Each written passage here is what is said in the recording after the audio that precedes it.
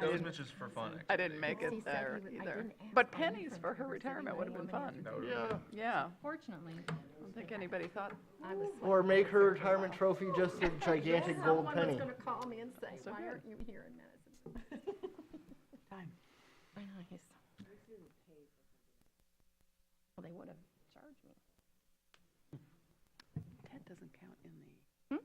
he doesn't count in the quorum. No, he Nope. does not, but Topher's here. 1, 2, 3, He's not sitting 4, down. 5. Yeah. Not in just the tie?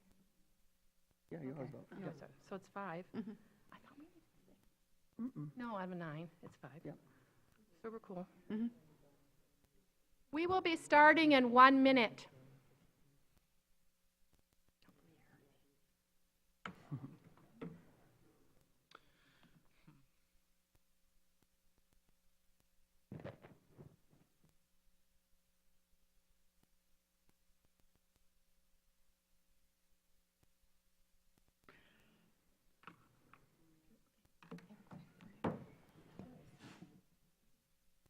This chair is not Probably Usually do the, stand up or something. Yeah, the motion, then public comment. I don't know. You should know better. high. than It's a crank. Oh,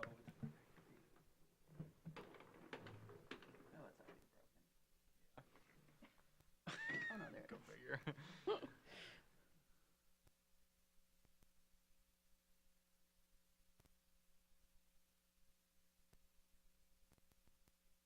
So I'm like, I'll call Judy. Oh, jeez. All right, we'll call that good. Yep. Okay. Good evening. Welcome to the regularly scheduled Planning Commission meeting of August 1st. Welcome, everybody. Glad you could join us. Can we take the roll, please? Commissioner Martin,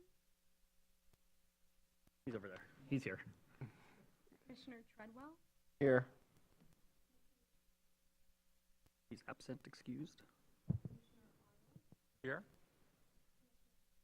Here. Here? Here. He is also absent and excused. Think, I think that's it. Yeah. okay. Do we have any announcements? Yeah, two real quick. Housing North is holding their annual Northwest Michigan Housing Summit. That'll be October 25th through 27th. It's here at the Park Place Hotel. Registration has opened. The department does have professional development funds available to cover your cost of registration. If you know that you would like to attend, we'd ask that you just simply let us know so we can take advantage of the early bird rate at this point that goes through September 15th. And we will follow up with an email with you guys to respond back to. Other than that, as we mentioned at the last meeting, this is Ted's last meeting with us as he branches off and goes to college. So Ted, really appreciate your time with us. We appreciate your unique perspective, your ability to articulate, and just being part of the great discussions that we've had over the last year. And then lastly, we do have Ted's replacement here to meet. Her name is Madeline George, and she will be taking over at the next meeting. She has big shoes to fill. And that is all. Goodness. She will do well. Next is approval of the minutes, approval of the June 6, 2023 regular meeting and the July 18, 2023 special meeting minutes. Do I have a motion? I move that we accept the minutes from the June 6th and July 18th meetings. Is there a second? I'll second. Thank you. All in favor? Aye. Aye. All opposed? Motion passes. That takes us to new business, review and potential approval of the Tart Trail Improvement and Extension Project. Mr. Winter. Yeah, thank you. Today I'm joined up here at the dais with Gene Dorenzi of the DDA and Julie Clark of Tart Trails, representing the three partners on this project. We, if you recall, came to you, it was in February of '22 with a conceptual plan to improve the Tart Trail starting at Division and then extend it eastward past Murchie Bridge where it ends currently today. So this project was supported by the City Commission by including funds in their budget to move it forward for engineering, which is what we're here to present to you today, as well as contributions shared by our project partners to make this a reality. This is something that's been envisioned since about the summer of 2021, but it really accelerated once the MDOT Grandview Parkway project started evolving. And we saw some opportunity here to improve transportation on this corridor, not just for motor vehicles, but for all users as well. So is there anything you particularly wanted to add? All right. Not at this. Not this time. Feel free to jump in and, Yes. interrupt me as we Absolutely. go. So, yeah. If you look at the map here, in addition to the trail along the waterfront, the RFP that we put out included a section on the south side of the parkway from Division to Hall Street to continue that crossing, or that side of the parkway without having to cross to continue east or west. And you'll notice that there's a little purple spot at Murchie Bridge. We did have in our RFP an alternative to explore a kind of parallel bridge to add more capacity at that location. At this time, we're foregoing that option because the cost benefit, when we look at it, it's very, very expensive. And we weren't able to widen the trail approaching the bridge from the west. So we still have that bottleneck. It felt like there were ways we could spend the money more productively within this project. All right, so now why are we focusing on this at this time? Well, we did mention already that we have the MDOT reconstruction of the parkway and East Front Street coming up, and our desire to improve transportation along that whole corridor. The other reason why we're taking advantage of this now is because we're really starting to plan for the future. We know that this section of the trail is kind of the confluence of the Boardman Lake Trail, the Tart Trail going to the east, and the Leelanau Trail kind of going to the west and the north. We also understand that in 2025, MDOT's going to reconstruct M22 and M72 from Division Street up to Cherry Bend, and that's going to include a 12-foot paved non-motorized trail on the water side. So with these additional trails and the network getting built out, we are anticipating more and more use throughout this corridor. Furthermore, we're just trying to improve overall in the city mobility and connecting people to destinations that they want to go to. We've heard for a long time that people would like to more safely get to places like NMC and the high school and Eastern Elementary over on the east side at the base of the peninsula. Next thing is we're dealing with some pretty aging infrastructure. This trail was originally built in the 90s, I believe. So it's needing some repair. It's got a lot of use to it. It's been around for 30 years, has served us, but now is the time to think about improving that. We're also having some capacity issues. That trail was built at a width of 8 feet. Today, the standard is 12. If you recall from our conceptual presentation, we are proposing 16 feet.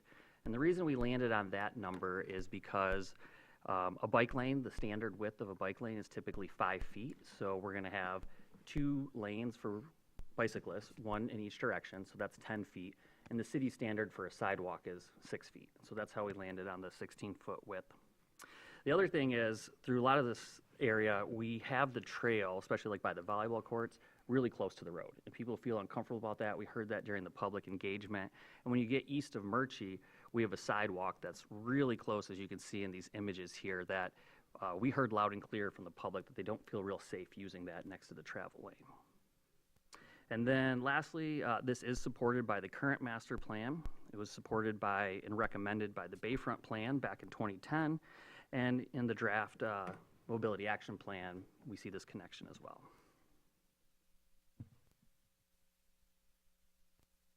All right, so starting in February, we began our community engagement with our consultants, Progressive AE. We had 3 meetings in February, 3 in March.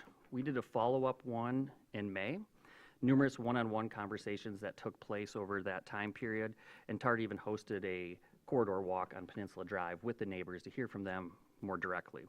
We also met with a number of focus groups, including the Grand Traverse Band, Michigan Department of Transportation, the Watershed Center, Delamar, and NMC.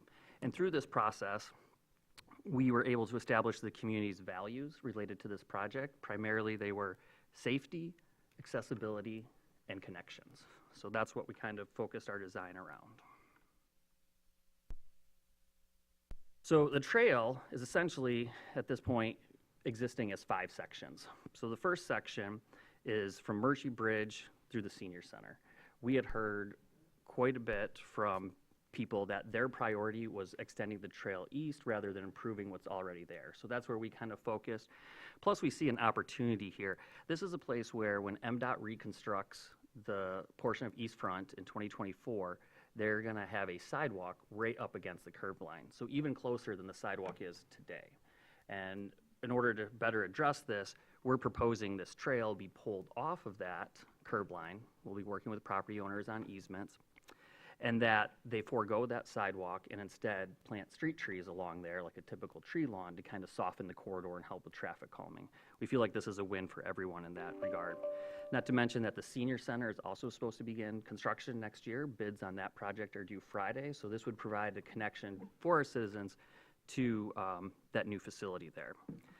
The other next segment that we're kind of looking at is Peninsula Drive, basically from the senior center to Bryant Park. When we worked with the public through community engagement, our consultants proposed a couple different designs there, such as bike lanes on each side, and it was the majority opinion that the best facility would be a separated facility. In order to accommodate this, we are going to have Peninsula Drive from Blue Goat to Bryant Park reconstructed. That also touches on another thing the community has asked for a long time, is a calmer, more residential feeling street along Peninsula. So what the plan calls for in your packet is to get rid of the Matt Street, which has those wide paved shoulders, and instead narrow the lanes and add curb and gutter. This will allow for better maintenance of the stormwater through that area, and it will provide the space that we need in order to have that trail on the water side separated from the roadway. Another segment that's part of this is that south side section that I talked to you about that goes from Division Street to Hall Street. That one's going to take a little longer to get through because, are you aware of that little pump house that sits there? It's about the size of a vault toilet. Yeah, that's a historic building. So since it's in MDOT's right away, Well, it is a potentially historic building. We don't recognize it as such in the city, but MDOT, whose right away it is, does. So we have to go through an environmental review through the State Historic Preservation Office. I mean, we might have to get an archaeologist involved. So that's a process that's taking a little longer than everything else because there's additional steps there. Another section that we have on here is the Division to Murchie. That section is where we have our existing trail. That's where we are proposing to focus on improvements. So not just the wider width to accommodate the increased use through there, but also other trail amenities, places for people to sit, incorporating public art. Harry from the DDA is the staff liaison to the Arts Commission, so we've been having conversations with them. Also wayfinding and things like that. And then the last section is M37. So that's going to be from Bryant Park up to Eastern. We're needing to work in tandem with MDOT on that because that is their right-of-way, and we would be within their right-of-way. The nice thing is they did have a road safety audit conducted that made a lot of recommendations that support the direction that we were heading in, which is to get rid of the Matt Street there, to add curb and gutter to that section of M37 as well, which is going to narrow the amount of paved space and free up more room for a separated trail facility to move up that Are you area. saying Matt Street? I don't know what that is. Yeah, thank you. So there's two types of streets, Matt and curb and gutter. So Matt just has shoulders and the water goes off and goes into ditches around the side. So that's called the Matt Street. And then curb and gutter, of course, has curb and gutter and storm infrastructure and stuff like that. So, any questions, comments? Have any discussions started with MDOT yet about that section? Oh yeah, we've had quite a few. So MDOT had some money to originally begin doing some preliminary engineering of that. They've done their topographic survey. That's taken most of the money they had set aside at this time. So it is still a future project as I understand it, but it's not currently funded in the 5-year plan, so they're going to be looking for opportunities to pay for that. Yeah. So Peninsula won't start for at least another 5 years? Well, not necessarily. They have opportunities at the state, I think they call it like all call, like, oh, we got a pot of money, all the TSCs, throw in your project ideas and we'll see what we can get funded. So, For me, that's such a high priority. yeah. There's nothing we can do to encourage them. Yes. Yes, We will truly. continue to encourage them. We really do. I almost killed a biker coming out of, I rent from John Robert Williams on that street, and he was coming down the sidewalk path. It was 10:30 at night, and he just kept going on that side of the road in the dark. No reason that a driver would think that a biker would be coming at that point in that narrow area. It was just terrible. And Linda, that section actually can be potentially tackled earlier than, it could go to Bryant. So Yeah. it's really a city priority there. Right. If the city chooses to it's just a whole street Reconstruction. Right. reconstruction. So I think we will be working very closely with the city. I know we will be working really closely with the City Planning Commission on the CIP to prioritize those segments accordingly. So MDOT's piece picks up along Peninsula Drive, Bryant Park North. Right. But the city, Oh, I that's see. Peninsula have Drive. We have control of Peninsula that. Drive. We So have that is total part of control this there. project, or Yes. no? Yes. Because I'm sorry, it's probably not time to talk. No, go ahead. Somewhere in this packet, didn't I see that that was still under discussion, and yet we were supposed to approve it today?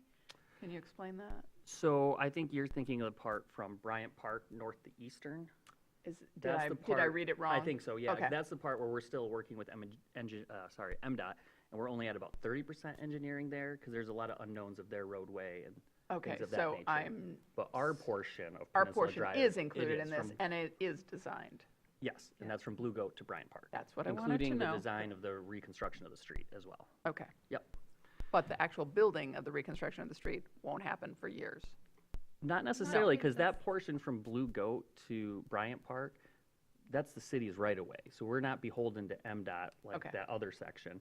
So it's just a matter of the city prioritizing that Yeah. and making it happen. Now, we are looking to potentially go after a TAP grant in 2024 to help fund that. And just to let you know, we did apply last month, or we're in August now, I guess, end of June, for a RAP grant, which would fund the portion from Murchie Bridge to Senior Center. I can support that there are drag races down that street, Mm-hmm. motorcycle drag races. And just those homeowners trying to get into their driveways is near impossible. It's awful. Yeah. It really needs to be fixed. We're Great. hoping I to know you know definitely that, but I just calm want to that say, down. we know Yeah. that. For It's the record. horrible. Yeah, yeah, I mean, and we have records of complaints going back 40 years on that stretch. Yeah, So yeah. it's a time to address it. Yeah. One thing I do want to mention, because I forgot this earlier, when we talked about the trail widening to about 16 feet, that would only get to about here, this approach coming up to Murchie Bridge, because that's where we're constrained by the travel lanes of the parkway, and then it falls off real sharp with all that riprap supporting the approach to the bridge. So then we'll drop down to about 12 feet moving eastward. So it won't be that same width the whole duration, just kind of in the main area. The Heavily most heavily used, yeah. trafficked area, which is really high use Division in the to- summertime. yeah. That's division, the park to park, those are the biggest, with festivals, with trail traffic. Those are the largest counts. We think we can accommodate the heavier traffic headed north by the additional trail construction with MDOT as well as the Leelanau Trail.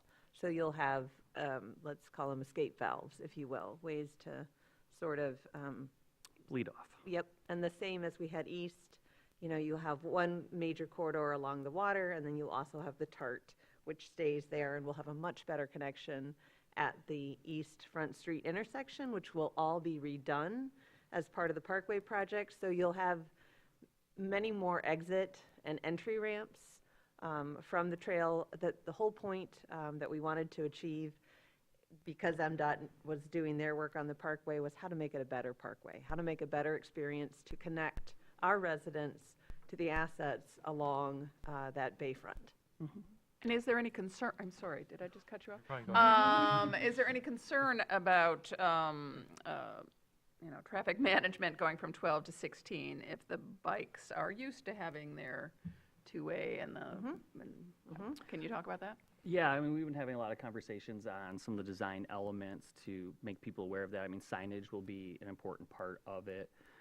Where we have some of these transitions, you'll see that on the engineered drawings in your packet, but in some of these places, we're gonna have scoured pavement, so it's almost like a rumble strip on your bike, so like it draws your attention that something's changing and you need to be alert. So, and then, I mean, we'll just have to work on educating the public too, like many of our trail projects once they come online. Sorry. Will it stay 12 feet from Murchie all the way through to Bryant? Is that it Yes. won't narrow in any of the right-of-ways that we'll have to get from, Only if we can't secure easements. okay. Mm-hmm. And that's something we'll talk to here in a second about the Okay. easement conversation. Yep. Wait, can I ask So- one more? Yeah. So we're, You can ask all the questions. All the questions. I biked a lot this weekend. When we talk about the bottleneck at Murchie, we're talking about going down and going under that one lane where the fishermen are? Is that what we're talking about? no, just bottleneck in that, like if it's 16 feet wide coming from the west Right. and you approach what It's we on call, what, 4 or something like that at the bridge? what's that? It's barely 4 Yeah. or 5 at the bridge. No, I'm not talking about going underneath. No, I'm talking talking about over the bridge. It's over. not even that wide. Yeah. Yeah. It's not 6 feet over the bridge. Yes, No, I think it is 6 feet. Yes, it Yeah, is. yeah. So our Yes. point being is it's got to neck down there anyways. We have physical constraints that don't allow us to have that wide So width. what is that thing underneath when you go that way? Is that part of this at all? Nope. Because that is a problem. That's, Or- Well, we're going Yes. to talk about that in Okay, another slide too. okay. That's Yeah. another, right, the purpose of this was to provide additional ways, and East Front will solve that problem. Okay. So right now, there is no way to cross the parkway.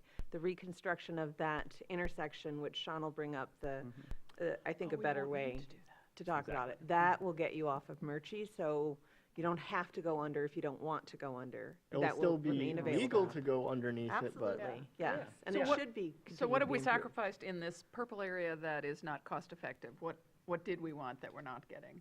We had an alternate item in the bid that we started working with our consultant on where there would be like another bridge that comes out parallel to the bridge crossing to have more capacity. But once we realized that we couldn't widen it leading up to it, and the cost of the bridge, it just didn't make sense at this time. Doesn't mean we wouldn't explore it in the future, but We wanted it more of an experience. We wanted to Yeah. be able to get away for people. That's quite a place to stop and want to take pictures or have, a resting area. It is 10 feet wide, but why it feels that way is because we all shy in. We don't want to be near the traffic on the parkway. We don't want anybody near the guardrails. I'm a parent, right? I want my kids in the middle, and that's why it feels so much more narrow. And so we had a long debate about that. It's not a forever off the table. It just comes down to dollars and cents at this point in time and where maybe the best use and priorities lay. And Thank you. that's why. Yeah. I was clearly confused there. oh, that's fine.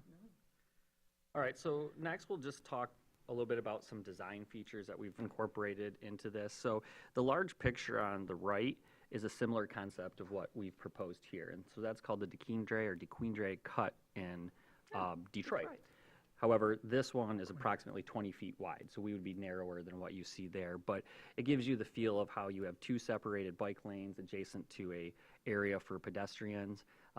We would have it painted and marked like you see here, and we are looking at trying to use a different pavement material. So maybe the bike lane will be asphalt and the sidewalk part will be concrete to further strengthen that separation of mode users. Some other elements that we're looking at is trying to get quite a bit of landscaping worked in here. We've had some conversations with our Parks Department, who takes care of a lot of this landscaping, including the right-of-way trees. So trying to get more of a canopy along this portion of the Grandview Parkway and East Front Street, looking at opportunities for slowing the speeds of vehicles. One way we're looking to address that are with more aggressive tabletop. So a tabletop is when you have a crossing, you got to come up, it's a little flat, and you come down. These would be at key intersections where the trail is crossing higher volume traffic locations, such as Marina Drive and Barlow Drive at the Senior Center, where people are pulling in, because it forces them to slow down. Of course, we're going to have signage too for the trail users, making them aware, and we talked about that scour pattern. We mentioned the trailside art, so we are continuing to work with the Arts Commission. We did have some great conversations with the Grand Traverse Band. One thing that they had talked about that we're really interested in is incorporating some of their language into signage, like if we have educational signage or anything like that. It's a strong part of their cultural identity that they want to have preserved. And of course, we're working to address stormwater and impervious surface concerns. We recognize that we are talking about adding more concrete in a park, and we would be near the water. But we have met with the Watershed Center. We are fortunate in that we do have great beach sand for infiltration, and trails don't sheet water like large parking lots do because of their linear design.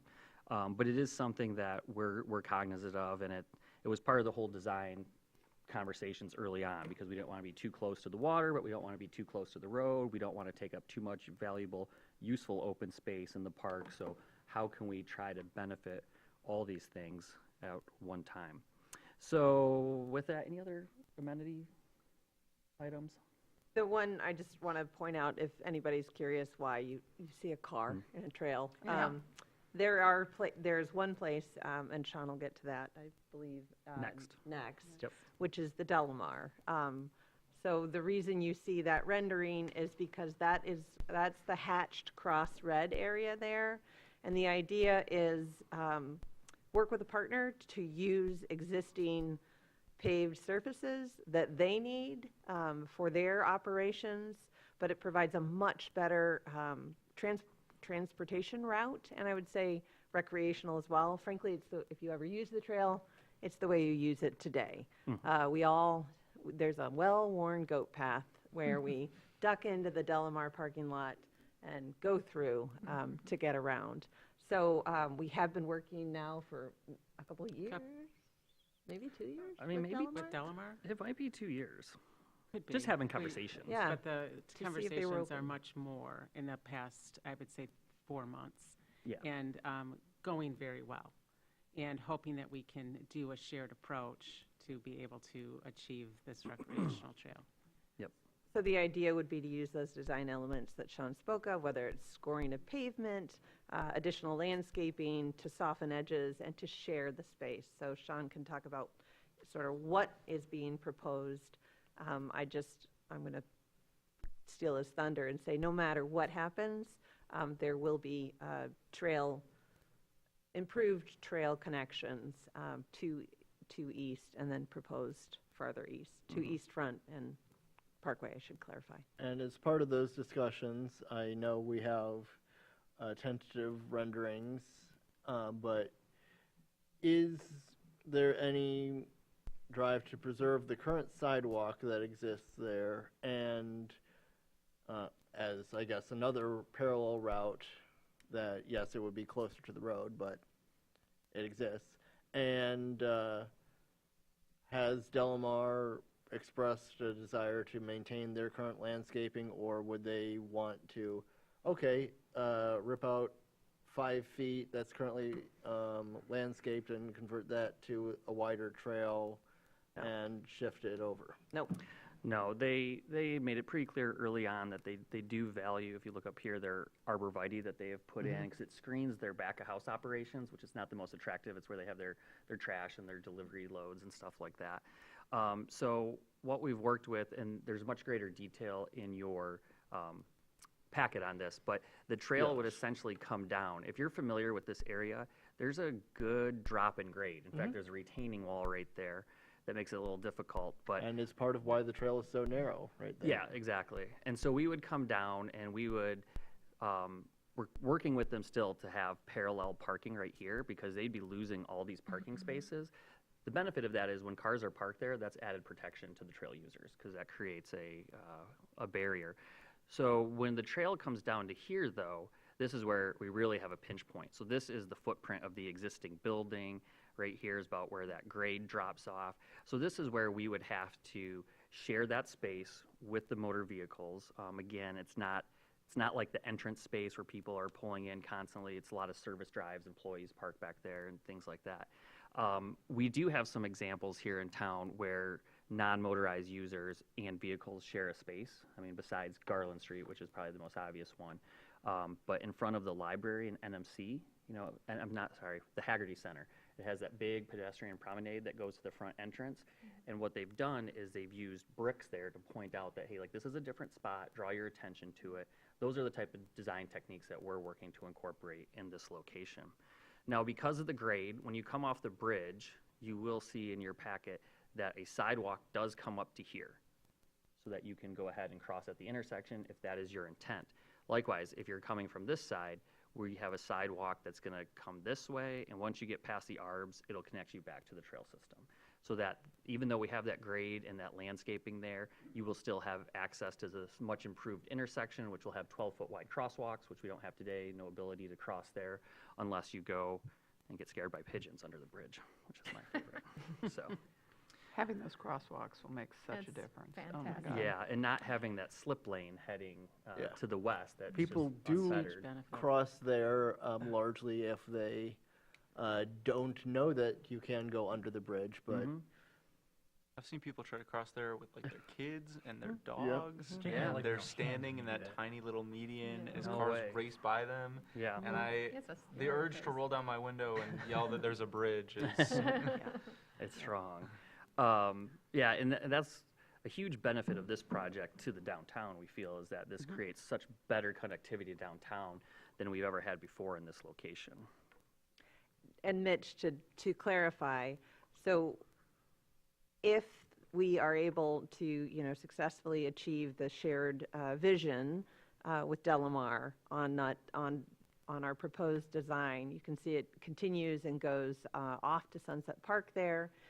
The sidewalk that MDOT is proposing, essentially between where it V's together, Sean, if you can help me point, where it V's together, we would not be asking MDOT to build that sidewalk because it really is horrible and pretty unusable in the winter, a very difficult place to maintain. It allows for better street trees, for better landscaping, again, to try to get that character and traffic calming nature. That would be, and frankly, to have MDOT kind of shift some of those costs away from there and to the project itself. We are asking, if they don't build it and they had it in their budget, can they help build the trail with us? That's the conversation to have.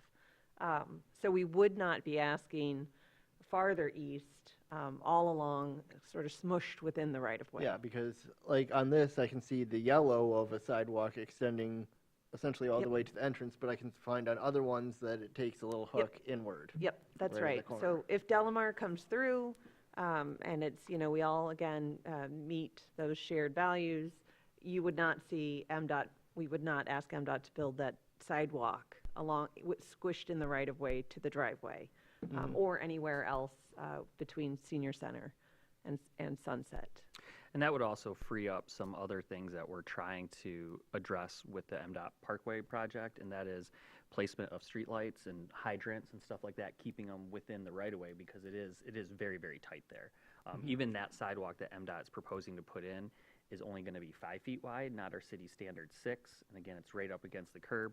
And in some places, if that was to go in and we couldn't negotiate easements, there might even be a light pole within that 5 feet. So we're trying to avoid those type of situations and just have an overall better design. They will be amenable to not building that sidewalk, will they not? Or is that going to be a Yeah, we've fight? had Yep. conversations with Yep. them. Yep. And what kind of carrots do we have for Delamar for? We're working on those now, Linda. They've been at the table. They've never shied away. It's just more of how are we meeting their needs and our needs and getting it into some type of an agreement, into an easement. And is one of the questions liability? No. No. No. That really hasn't come up too No, much, okay. no. It's parking, it's access to their facilities and things like that. I mean, but we noticed right from the get-go that this is probably the most challenging spot on this project. So we've been meeting with them since before we even had conceptual plans really drawn out to have them at the table from the beginning. Yep. I mean, it's a lovely thing for them to be able to advertise that they are situated on the TART trail. I mean, there are things that they can capitalize on. I think the other really tough spot are those small hoteleries right before Yep. Peninsula Drive. Yeah. Has there been any movement there? We're starting on that, yeah. So that brings us to our last slide, which is kind of what's next, and one of that is easement negotiations. So there will be, I think, about 5 or 6 properties right there as you get east of the senior center, one being the Bayshore, that hotel that's there, then a couple smaller properties where we will need to get some easements to accommodate this. So we're starting to identify that. We want to get these plans done so we knew what we'd have to ask from them first. So that's where we're at this point. So additional next steps, you're the first public body that we've brought these plans to. On Thursday, we'll be going to the Parks and Recreation Commission. On August 18th, we'll be going to the DDA Board. And then lastly, August 21st to the City Commission. So that's how we're working through this. In the meantime, we will be continuing to work on grant applications. TART has kind of taken the lead as our team member on that aspect. Thinking through again what is the best phase to approach the construction in, or the phases. Looking for opportunities to leverage funding and finding partnership opportunities. And then again, just continuing to collaborate with the community and these property owners as we work towards this. And that's all I got. Thank you. Getting back to the Delamar and the potential cut-in, I can see electrical or some sort of utility, but it looks like electrical pedestal right where that cut-in would be, but I can't find it on any of our maps, so I assume that that's private for Delamar? No, that's Light and Power. Okay. Yep. But that's something that could be relocated? Potentially, yep. Has there been any thought in this plan process about closing the west end of Peninsula Drive at Front Street? So that came up when we talked about the MDOT Parkway, and as I recall it from that time, there just wasn't a lot of support for that. One, it's one of our framework streets, so it's dedicated for emergency response, and maybe Chief could speak to that, but that intersection can get pretty clogged up at Garfield and Front. This provides another opportunity, and with the mutual aid agreements, often the city will respond to Peninsula Township, and they're assisting them, and vice versa when we have calls here, so. Yeah, I know we've narrowed the one lane at the east end of that last summer, and it created all kinds of headaches. And it just, I've seen too many near misses in terms of people on bikes and walking and otherwise along that whole stretch. And, certainly the people have complained about the amount of traffic and volume going through there. It's something I think we should at least consider. I believe there was I know there were extensive discussions between the city and MDOT when the Parkway project was happening, and at that time, the city said they wanted to keep Peninsula Drive open, but to address traffic calming issues, bike and ped mobility, and the vulnerable users that are out there. So the decision was made basically when the Parkway happened. There was a lot of back and forth on what to do with the traffic, and that the decision was made to continue to operate Peninsula Drive as a part of the grid, but needing critical improvements, which I think this project helps address. We didn't have a design going in. It was the one area where we didn't really know what it would look like, and so we spent a lot of time listening to Peninsula Drive folks to talk about what those needs were. And you're spot on. It was the kind of interconnectivity there, or the relationships or rubs between the types of users as well as speed and volume.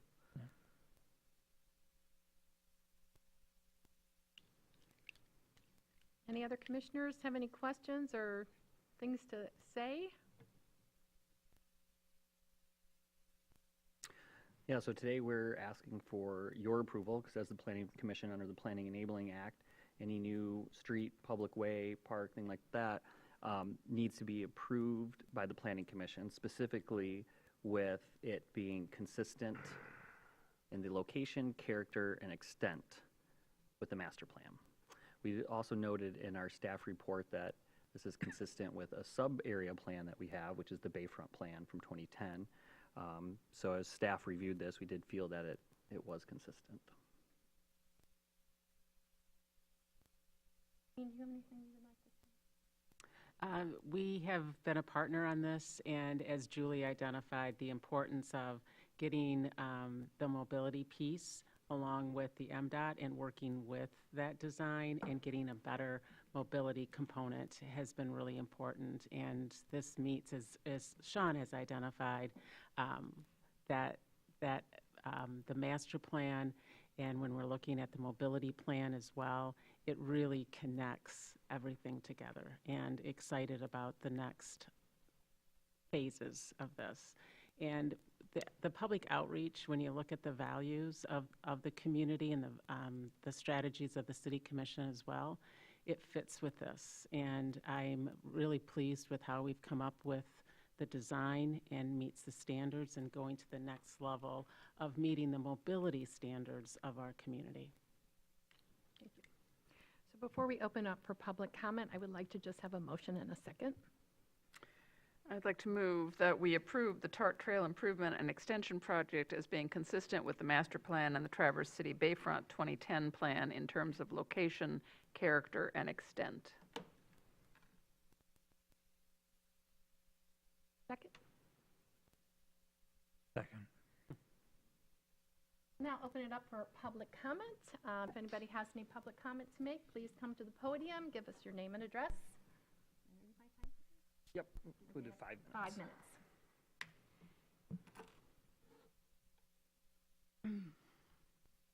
minutes. My name's Doug, Doug Kimball, 523 North Spruce Street, Traverse City. So I know that your plates are full with the eastern extension of the trail, but I live on the western extension, and so I want to talk about that. And, you know, I don't trust that, well, let me start over. I've gone to a lot of these meetings, and, you know, I get a little 2x2 sticky note to put on a board, and it doesn't really express what I have to say. Because there's heavy traffic on that from Division to Cherry Bend to 72 intersection. There's heavy traffic there, and it's every day, all day, okay? And it's just going to increase because, you know, there are forces in this town that says Traverse City must grow. We have to grow. So more traffic is going to be there. And right now, it's a steady procession of semis, air braking, engine braking, air horns, and it's it's quite an imposing presence on our neighborhood.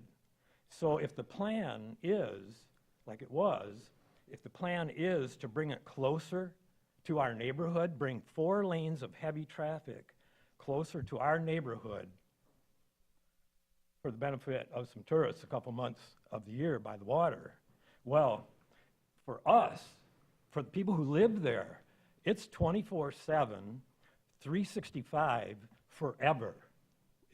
If those lanes get moved closer to us, they're not moving back.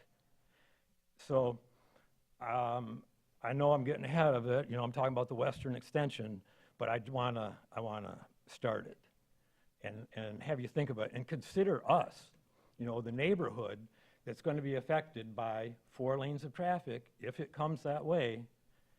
And again, 24/7, 365 forever. It's going to do that to us. And really, it seems to be that the benefit is going to be for the tourist for a couple months a year when the water stays low. When the water comes up, like it always does, there's no beach left. There's a little bit at the west end of West End Beach, and then Elmwood Beach. So you really, come on, you know, consider us. Don't consider the tourists for a couple months. And I'm going to repeat that. More traffic is gonna happen in that section. Bringing it closer to us is really going to have a negative effect on our quality of life in our neighborhood. Again, 24/7, 365 forever. Thank you. Before you leave the mic, and I know this isn't, before you leave the mic, and I know we don't normally do this, I know you came to the City Commission, and Amy Shamrow mentioned that there is a regulation about that braking that you're talking about in town. Have you heard from anyone in the city on that yet? No, there's no, how are they going to enforce that? I have no idea. It was the first time I'd ever heard about it. And when I brought this to the MDOT meeting when they were at Elmwood, they said, no, you can't do that. You can put a sign there, but you can't enforce it. Okay, thank you. So I want to hear from Mitch. Mitch, that was news to me at that meeting. Do you know anything about it? no new developments on the city side, but Okay. how it will be enforced is the same way the city enforces speeding or running stop signs. Yeah. In which you have to have a police officer there and witness it, or have an accident that resulted, or other photographic proof Yeah. that it occurred. Chief Teller, do you know anything about that?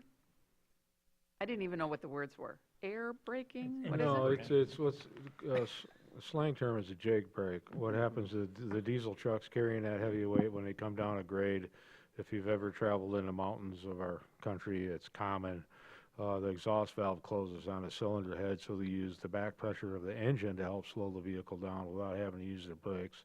It saves their brakes for emergency stops and such.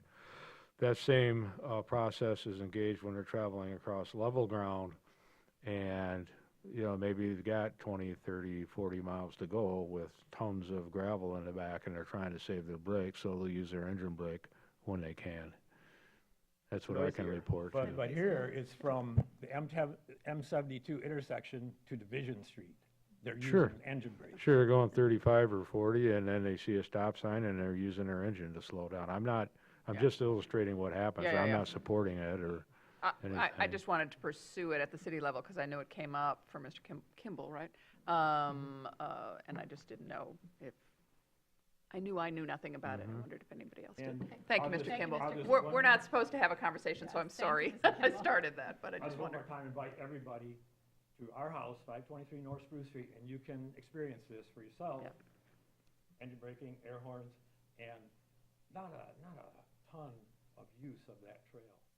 Thank you. Thank you. I see it breakfast, lunch, dinner, when I'm at the computer, when I'm working in the yard. Great, thank you. Thank you, Mr. 24/7, Kimball. so we could stop by at 3 a.m. That works for you? Okay. Would anybody else like to make a public comment? Seeing none, we are closing public comment. We have a motion and a second on the floor. All of those in favor, say aye. Aye. Aye. All opposed? Motion carries. And my computer, is it reports that are next? Sorry. Well, thank you, everybody, for that great discussion on the TART Trail, which is a wonderful thing for our city. Thank you for working so hard on it. All right, we're going on to reports. Board of Zoning Appeals, anyone have a report? We haven't met? Okay, City Commission report? We didn't meet this week? No. Okay.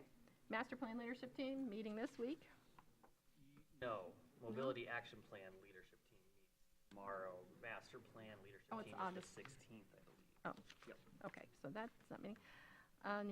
Nothing else to say about the Mobility Action Leadership Team? Anything from the Planning Department that we haven't said already? Nope. One of the agenda items on Monday City Commission meeting will be potential authorization of a new position in our department of a deputy planner. Department perspective, where Great. That brings us to any closing public comment. Does anybody have a closing public comment? All right, so again, we would like to say a fond goodbye to Mr. Ted Arnold, who has been an amazing addition as our student representative on the Planning Commission.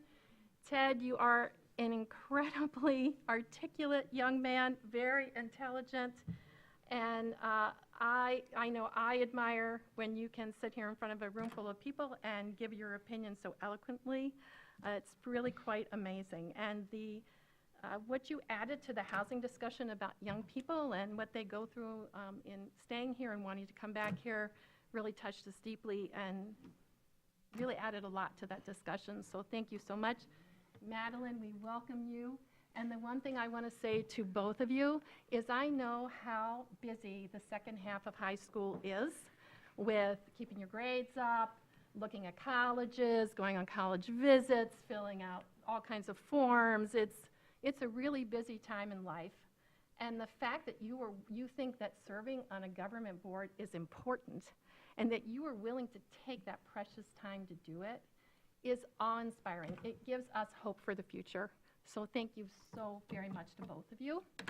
And with that, I adjourn, and we're going to have cake to celebrate that. Thank you, everyone. You're going to my hometown, buddy. Thank you. Have lots of hard-shell crabs and the best crab cakes in the world. Oh, where is, Not soft shell where are you going?